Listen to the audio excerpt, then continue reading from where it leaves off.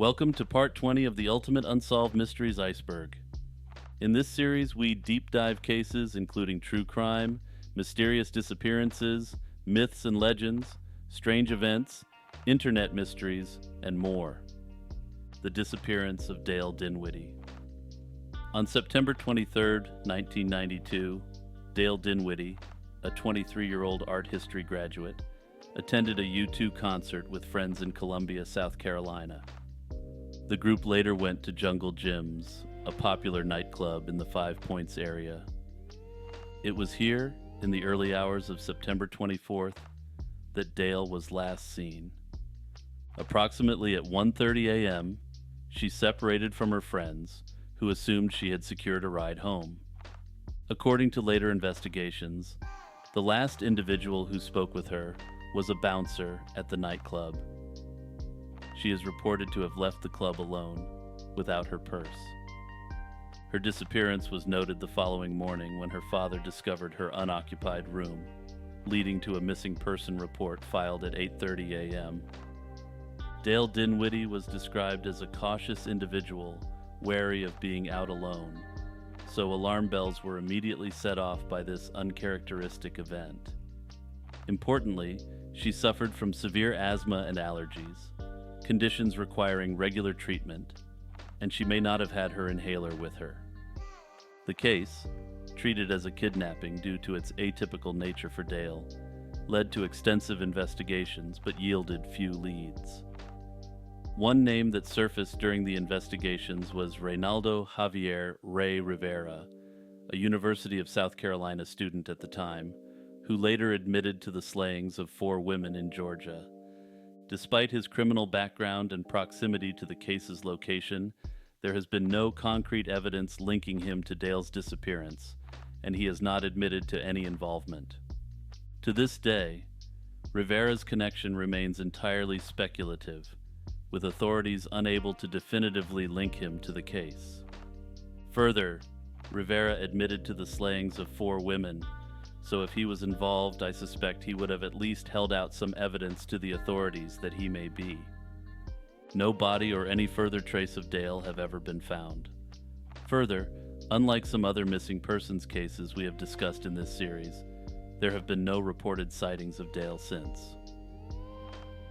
The Columbia, South Carolina Police Department continues to treat this as an open and active case.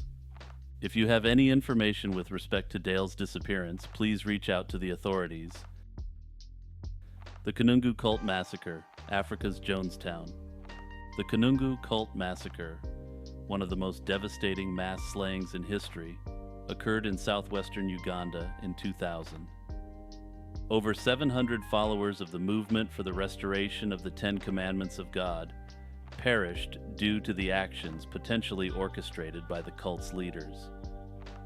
This tragic event unfolded against the backdrop of extreme religious fervor, manipulated by a group that diverged from conventional Christian teachings to enforce a doomsday ideology. The movement for the restoration of the 10 Commandments of God was formed in the late 1980s by Joseph Kibwetere and Credonia Mwerinde.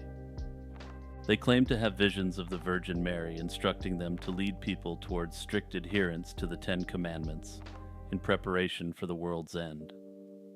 The movement, which discouraged speaking to avoid sin, grew rapidly, attracting many seeking spiritual salvation.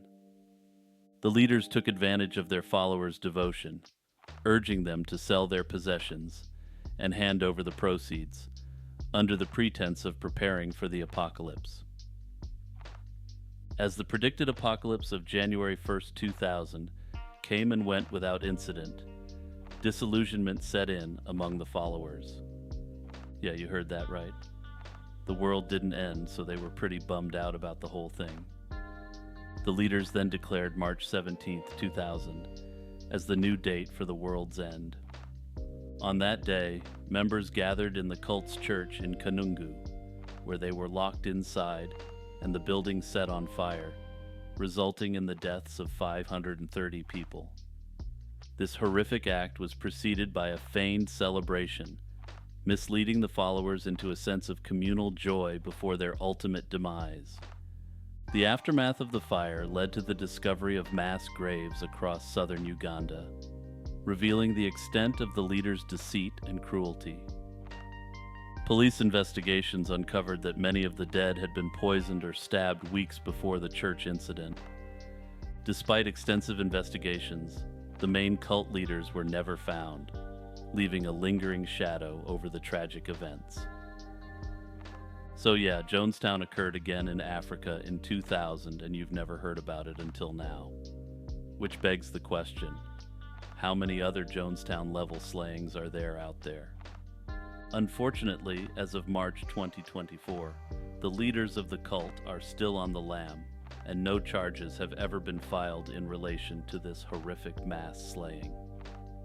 The Akkorokamui. The Akkorokamui is a fascinating and mysterious cryptid, stemming from Ainu folklore, native to Japan, particularly associated with Funka Bay in Hokkaido. This legendary creature is often described as an enormous, octopus-like being, with some accounts likening it to a half-woman, half-octopus entity.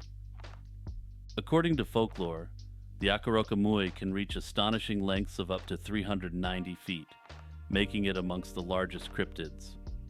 Its coloration is said to be a vibrant red, often compared to the reflection of a setting sun on the water, which contributes to its striking appearance. The name Akkorokamui reflects its roots in Ainu culture. Kamui, in Ainu language, signifies a spiritual or divine being, adding a layer of reverence and spiritual significance to the creature. This sea monster is not just a figure of fear, but also one of reverence, embodying aspects of the natural and spiritual world in Ainu belief systems. The lore surrounding the Akkorokamui is rich and varies slightly between sources, with some describing it as a vengeful, destructive force, while others regard it as a deity of healing and protection. The history of sightings and accounts of the Akkorokamui stretches back centuries, with the most notable documented encounters dating from the 19th century. English missionary John Batchelor recorded one such encounter in his writings, detailing a terrifying confrontation between local fishermen and the monstrous sea creature. These accounts add a layer of tangible history to the Akkorokamui, bridging the gap between legend and potential reality. Despite its fearsome reputation, there are those who believe that the Akkorokamui has healing powers, a belief that integrates the creature into Shinto practices and beliefs. Offerings and prayers to the Akkorokamui are thought to heal physical ailments and injuries, showcasing the creature's dual nature as both a destroyer and a healer.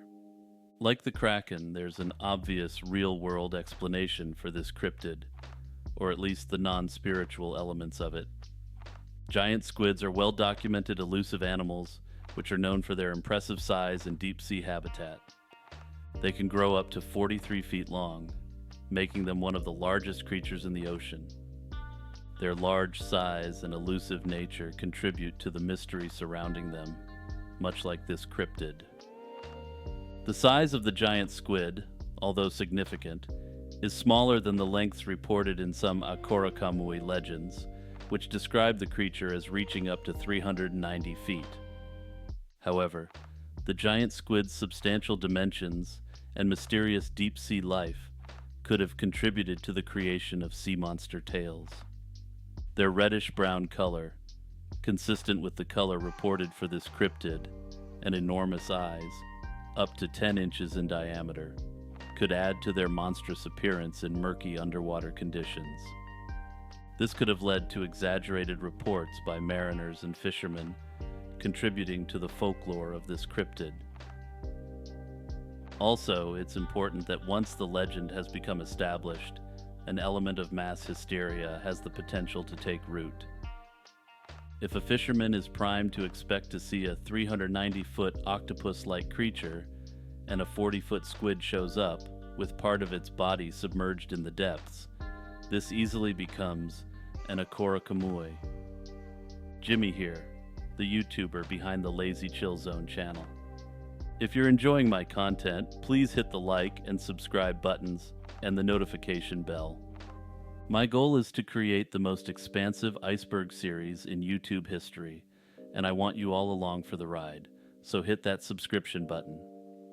Also, consider signing up for a YouTube membership, joining the Patreon, and joining the Discord. Who is Mr. Fantastik? This is a suggestion by community member Z-Volts. Huge thanks for this one, especially since I never would have discovered this on my own. Also, remember to join the Discord community or leave a comment here if you have anything you want profiled in this series. Remember, this series covers a very wide range of topics under the Unsolved Mysteries umbrella, so feel free to contribute any mystery from mathematics, to science, to music, to true crime. In the vast universe of hip-hop, few enigmas have sparked as much debate and fascination as the identity of Mr. Fantastik, the elusive collaborator of the iconic rapper MF Doom. Despite extensive speculation and investigation, the true identity of Mr. Fantastik remains one of the hip-hop industry's most tantalizing unsolved mysteries. But before we get into Mr. Fantastik, it's necessary to give a brief overview of the career of MF Doom. MF Doom, born Dail Dinwiddie, was a British-American rapper and record producer who became a major figure in underground and alternative hip-hop. Known for his intricate and mysterious wordplay and a villainous stage persona, Dinwiddie started his career with the underground hip-hop group known as KMD. His unique approach to music, often incorporating unconventional samples and cryptic lyrics, garnered a dedicated following. And when I say unconventional samples, I've heard him seamlessly integrate old Saturday morning cartoons into his songs. He continued to be a major player in the hip-hop scene until his untimely death in 2020 from an adverse reaction to a blood pressure medication. Mr. Fantastik burst into the limelight through his collaboration with MF Doom on 2 tracks, Antimatter and Rap Snitch Knishes. These appearances, though minimal, left an indelible mark on the landscape of hip-hop. What makes Mr. Fantastik's identity so intriguing is not just the scarcity of his musical contributions, but the quality and impact of those contributions. Various theories have circulated regarding Mr. Fantastik's real identity, including a various cast of popular underground hip-hop artists. And I'm not exaggerating when I say there's dozens of underground artists who have been proposed. Interestingly, a variety of mainstream rappers have also been suggested as the source of the Mr. Fantastik persona. The most interesting of these suggestions include Jay-Z, 50 Cent, and U-God from the Wu-Tang Clan. But how could Mr. Fantastik be someone with a recognized voice? Well, the theory is Mr. Fantastik's voice has been pitch adjusted substantially to make him sound like someone else. Another theory is that Mr. Fantastik is yet another identity of MF Doom himself, with his voice and style being significantly altered to play this character. In favor of this theory is the fact that MF Doom was known to adopt personas routinely, and he's mainly known for the MF Doom character, which is itself a persona. Further in favor of this theory, MF Doom preferred to maintain an aura of mystery and enigma around virtually everything, which is just one thing that made him stand out as an artist. Another theory suggests that Mr. Fantastik was simply, quote, some guy from the streets, known as Pure Mathematics, who grew up with Doom in his family. This theory comes out of the MF Doom subreddit, and like anything from Reddit, is obviously 100% factual. This theory aligns with the idea that Mr. Fantastik was not a high-profile artist, but rather a talented individual from Doom's personal circle who never pursued a significant career in music. Despite the appeal of this theory, it leaves many questions unanswered, such as why Mr. Fantastik, with his evident skill, chose not to record more extensively. Personally, I would discount this theory on the basis that Mr. Fantastik is too skilled to have recorded 2 songs only. Anyway, let me know in the comments who you think Mr. Fantastik might be. The Akkoname. The Akkoname, a creature stemming from Japanese folklore, is recognized chiefly for its unique habit, licking filth and grime from unkempt bathrooms and derelict buildings. This yokai, which translates literally to filth licker, is depicted traditionally as a red-skinned, impish entity. It has a long, protruding tongue, dedicated to cleaning away dirt and dust, supposedly with poisonous saliva. Often depicted as a deterrent for poor hygiene, particularly among children, this creature carries an underlying message, promoting cleanliness and sanitation. It's capable of fitting in one's hand, with greasy hair, webbed limbs, and a particularly long, sticky tongue used for its unique diet of muck and grime. This creature's preference for inhabiting filthy areas like dirty restrooms or abandoned homes turns it into a peculiar custodian of cleanliness, ironically signifying neglect and the dire need for hygiene in its chosen environments. Despite its unsettling appearance and habits, the Akkoname is not typically seen as dangerous, but rather as an eerie reminder of the importance of not letting things get dirty. Historically, the Akkoname's origin might tie back to superstitions surrounding the public bathhouses of ancient Japan, where poor hygiene could lead to disease outbreaks. This yokai appears in literature as early as the Edo period, indicating its long-standing place in Japanese folklore. In modern times, while actual sightings of Akkoname are not documented, their legacy persists in popular culture. They serve as quaint, though grotesque reminders for children to stay clean. The Philadelphia Experiment. The Philadelphia Experiment is an event said to have taken place in 1943 at the Philadelphia Naval Shipyard. It allegedly involved the USS Eldridge, a cannon-class destroyer escort, which was purported to have been rendered invisible to the naked eye as part of an experiment involving electromagnetic fields. The tale was popularized through a series of letters from a man named Carl Allen to astronomer Morris K. Jessup. Further, the legend has been spread through subsequent books and a movie that dramatized the events. The tale was later expanded to include elements of teleportation as well as invisibility. According to Allen's account, the experiment was a demonstration of Einstein's unproven unified field theory, claiming that the ship teleported from Philadelphia to Norfolk, Virginia. The ship was then transported back to Philadelphia, leaving the crew affected in disturbing ways. Some reports included sailors becoming mentally unstable, suffering from severe nausea, or even being fused with the ship's structure. However, these accounts lack corroboration and are dismissed by many as fantastical or outright fabrications.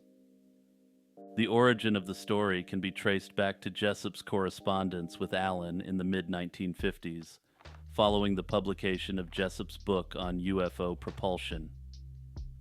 The tale took on a life of its own when an annotated version of Jessup's book, purportedly containing comments by extraterrestrial beings, was sent to the Office of Naval Research, which inadvertently helped to spread the story further. Despite this, the annotated book, known as the Varro edition, failed to provide concrete evidence supporting the experiment's occurrence. Critics and skeptics have pointed out numerous inconsistencies and the lack of physical evidence supporting the story. Records indicate that the USS Eldridge was not in Philadelphia at the time the experiment supposedly occurred. Some plausible theories for the basic version of the story include real degaussing experiments, which were conducted by the U.S. Navy. These experiments theoretically made the ships invisible to magnetic anti-ship weaponry used by the Axis forces. Further investigation into Carl Allen, the man behind the claim, indicates that he was a career charlatan who was known for spinning intricate stories. Further, I suspect that had this been a real event, there would have been a number of deathbed confessions surrounding it by now. After all, these men didn't willingly take part in the experiment and were apparently subject to horrific results from it. Let me quote Jonathan Frakes on this one. "It's false. No way. We made this one up. This one was thought up in a writer's room. It didn't happen. It's fake." Gigantopithecus. Gigantopithecus, often imagined as a massive, gorilla-like ape, is a real presumed extinct ape thought by some to be the ancestor of Bigfoot, or an explanation for Bigfoot itself. In reality, Gigantopithecus closely resembled the orangutan.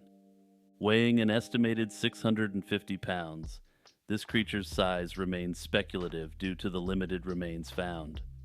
Its extinction around 300,000 years ago is attributed to habitat loss from climate change and possibly early human activity. The first discovery of Gigantopithecus was made by anthropologist Ralph von Koenigswald in 1935, who found 2 large molar teeth in a Hong Kong drugstore. They were sold as dragon bones for traditional medicine. These findings sparked a series of discoveries across southern China, including the northernmost sites just south of the Yangtze River and the southernmost on Hainan Island. These remains, primarily teeth, date from 2 million years ago to as recent as 300,000 years ago. Gigantopithecus is considered a sister genus of Pongo, the genus containing the modern orangutans. In modern times, Gigantopithecus has captured the imagination of many in cryptozoology, leading to speculations that it could be the real identity behind the Bigfoot family of cryptids. The Gigantopithecus is commonly linked to Bigfoot due to its massive size and ape features, making it a plausible real-world counterpart to the mythical creature. Further, since details of the Gigantopithecus are not fully known, this allows cryptozoologists to fill in details about the creature. While it may be entertaining to think of a relict population of the Gigantopithecus being responsible for Bigfoot sightings, the idea of their survival is so implausible as to be effectively impossible. The disappearance of Tom Messick. This case was recommended by community member Crazy Diamond. Big shout out to you for this great suggestion. On November 15, 2015, Tom Messick Sr., an 82-year-old experienced hunter, vanished in the dense wilderness of the Lake George Wild Forest near Brant Lake, New York. Tom vanished during a deer hunting trip with friends and family. Despite extensive search efforts, no trace of him has ever been found. Tom was last seen at 10 a.m. on November 15, 2015 by his hunting group and was positioned as a watcher on the lookout for deer. The group planned to reconvene at 2 p.m. at a designated location, but Messick never appeared. His attire included camouflage print jacket and pants, heavy-duty boots, gloves, and a distinctive red and black checkered hat. That is to say, he was appropriately attired for the occasion. At the time of his disappearance, he was also carrying a walkie-talkie and a rifle.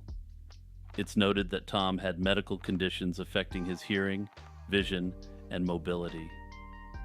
The search commenced the following day with over 10 trained search and rescue professionals and expanded over several weeks, involving over 300 professionals and volunteers, dogs, divers, and helicopters. The operation covered more than 4 square miles directly and much more by air, yet failed to yield any signs of Messick or his equipment. The weather was challenging, with heavy rain impeding the efforts, but dogs were deployed ahead of the worst weather. Despite this, the dogs were unable to get any track on his scent. Notably, the search area was dense with caves, crevices, and hazardous terrain, intensifying the difficulty of the operation.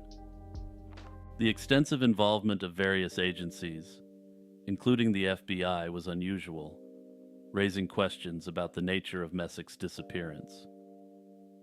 The FBI publicly advised that they were looking into the case as potentially involving foul play. The case remains shrouded in mystery. There are various theories, but no concrete evidence to support any particular scenario. The area's rugged terrain and Messick's age and physical condition suggest he may not have gone far, yet the lack of any clues is perplexing. His family speculated that he might have had a medical issue or gotten lost and settled behind an obstacle, becoming impossible to find. The presence of caves and crevices in the area provides potential places where Messick could have fallen or become hidden unintentionally. Over the years, online sleuths have come up with various theories, including the involvement of cryptids and aliens. Unsurprisingly, no evidence has ever been found to support either the cryptid or the alien theory. In my view, given his substantial experience in the woods and health issues, a plausible scenario could involve a sudden medical condition rendering him incapacitated and unable to signal for help. To me, it seems like someone like Tom would have known exactly what to do, unless he was completely incapacitated. While it's clear that there's nothing to specifically rule out foul play, from my research at least, what is clear is that there's nothing to actually suggest foul play in the first place. That said, the FBI were involved for somewhat unclear reasons, suggesting that there may be much more to the case than has been let on by the authorities. That said, this remains entirely speculative. The state police continue to work on the case, treating it as an active investigation. If you have any information with respect to the disappearance of Tom Messick, please reach out to the New York State Police. The Hibagon. The Hibagon, Japan's elusive Bigfoot relative, has been sighted since the early 1970s around Mount Hiba in Hiroshima Prefecture. Unlike Bigfoot's widespread sightings across North America, the Hibagon's appearances were concentrated over a brief period, predominantly between 1970 and 1982. The creature is described as ape-like, standing around 7 feet, covered in bristly fur, and sometimes reported to possess a face resembling burnt wood. One of the most famous encounters occurred in 1974. In this encounter, a motorist captured a photograph of the Hibagon, which, despite its poor quality, became a significant piece of evidence for its existence. The picture you're looking at right now is allegedly the Hibagon. That said, the creature was described as moving in athletic leaps and displaying behaviors uncharacteristic of known wildlife in the region. The Hibagon shares similarities with North America's Bigfoot, including descriptions of a large, hairy, bipedal creature. However, the Hibagon sightings are unique to the Hiroshima area and lack the widespread and continuous reports characteristic of Bigfoot sightings. Theories about the Hibagon range from an unknown hominid or ape, possibly a relic from when Japan was connected to the Asian mainland, to the absolutely wild. For instance, some believed it to be a Japanese soldier holdout from World War II, donning an ape costume and raiding the locals. Despite extensive interest and investigation, including efforts by the University of Kobe, the mystery of the Hibagon remains unsolved, with no confirmed sightings since the early 1980s. Given that the Hibagon was only seen for a well-defined period of time, I would suggest that there is the possibility that it was an escaped ape of some sort. In the alternative, it might have been a mass hysteria type event, where people were primed to see Japanese black bears as Hibagon, the Stone Man. From 1985 to 1989, India was afflicted by an unknown serial slayer with a unique modus operandi. The slaying started in Mumbai in 1985, when the authorities noted that several sleeping homeless people had been ended in the same cruel way. While they were sleeping, the Stone Man would crush their heads with a stone weighing as much as 65 pounds. In the middle of 1988, the slaying suddenly came to a stop in Mumbai. 13 people in Mumbai were ended in this cruel and cowardly fashion. However, the next year, in the summer of 1989, the slayings resumed in Calcutta, on the opposite side of the country, Again, another 13 people were ended before the killings ceased. There is no clear link between the Stone Man in Mumbai and the Stone Man in Calcutta. However, the timelines add up, and 13 victims were claimed in both cities. Also, can we agree that serial slayers should stop being given interesting titles like the Stone Man? Make sure to like, subscribe, and hit that notification bell. Also, check out the Patreon and the YouTube membership. Your support allows me to take on more difficult topics that risk demonetization. Remember to hit the playlist to see dozens of hours of Unsolved Mysteries content. As always, huge thanks to all my YouTube members and patrons. Shout out to my patrons Noah Schubert, Kazakh Cutie, Kurt the Squirt, Monoxide Wendigo, and Jeffer Metcalf. Also, big shout out to YouTube members Jordan All and Syntax Nexus. Until next time, stay safe and healthy. Peace out, everyone.